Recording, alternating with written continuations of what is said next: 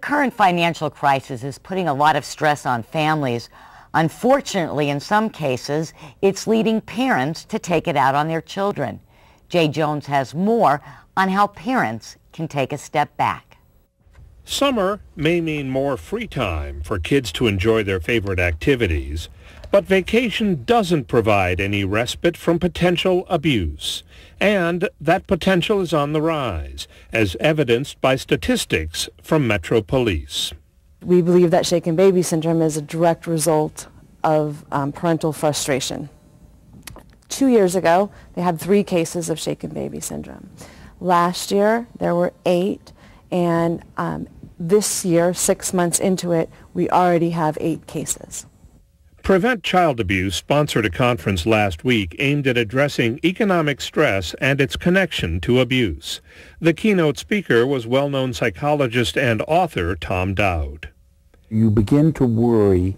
You begin to say, uh-oh, we're in real problems. And when that happens, a lot of times the dynamics in the home change. The kids are told no more. There is more conflict. And then the parents kind of want more control. They don't feel like they had very good control over their lives. That's how one of them or both of them lost their jobs. They thought that was probably unfair, and it probably was. But it happened, and now they want to get some control over something, and so it usually ends up trying to be the kids. Well, that's the recipe for abuse and the recipe for kids running away from home. Dowd teaches his fellow professionals ways in which parents can reduce their stress levels. They include things as simple as exercising and relaxing by taking a few deep breaths. The great parents talk softer and slower. They don't raise their voice, and they don't talk real fast. The reason why is those are warmth variables. And kids perceive those as warmth. And so kids, you're modeling for the child what you want them to do. So even though that kid may be yelling at you and calling you names and saying nasty things, you simply say, this is what I would like you to do. This is what you're doing. We can talk more calmly if you talk slower and softer.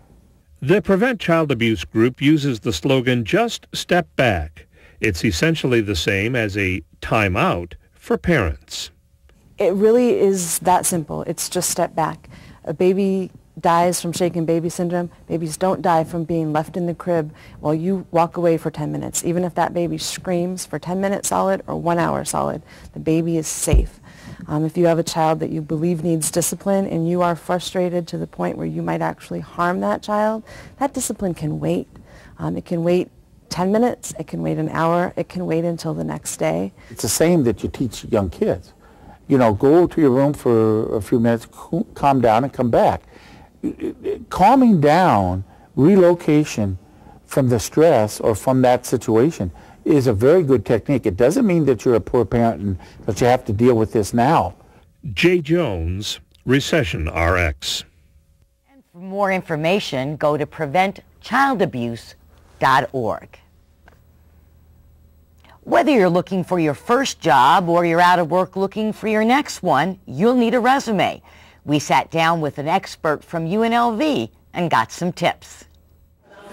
With thousands of people hunting for jobs, how do you make your resume stand out? Experts say keep it clear and concise. Employers only spend about 30 to 90 seconds reading your resume. We say, you'd write a resume not to get a job, you'd write a resume to get an interview. You'd write enough on your resume to grab their attention enough to say, hey, let's bring this person in and we want to hear more about, their background. So with that being said, writing a resume, it's a balance between giving good detailed action statements and descriptions and skill sets, but not overwhelming the reader with too much information because they just don't have all that time to go through all of the details. Snyder says don't forget the visual appeal of a resume. Make sure the text size isn't too small. And keep it simple, especially if you're applying online. I think it's important to Just keep the text simple, basic. You know, if you're sending it electronically, because the transmission when you send it by email, if you have too many graphics or formatting things going on, you know, the thing, it might not get transferred, you know, correctly. So just keep it simple. Snyder says online applications can be long, but make sure you fill in all the boxes or your resume won't make the cut. As for references, make sure to use people who really know how you perform in the workplace. References are critical. You know, it could come down to a set of reference calls when you're competing against other people as far as the recruiter trying to get a holistic view of your work performance. Snyder says it's the little things like spelling and grammar that can ruin a resume. But he says the biggest mistake is lying about your experience. If you were upfront to begin with, you know, it's like, hey, I really don't know this, but you in turn say, I'm a quick learner, I can pick this, you know, up pretty quickly. I think that's going to be the better route than trying to, you know, kind of fib your way around it and say, yeah, I know it, and then again, it's going to catch you. And it's amazing where, you know, people at high levels have been called out because background checks have revealed that they've not been truthful on their applications.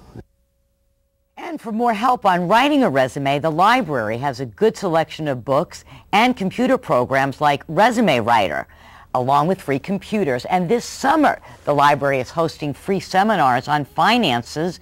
You can call them at 507-3458.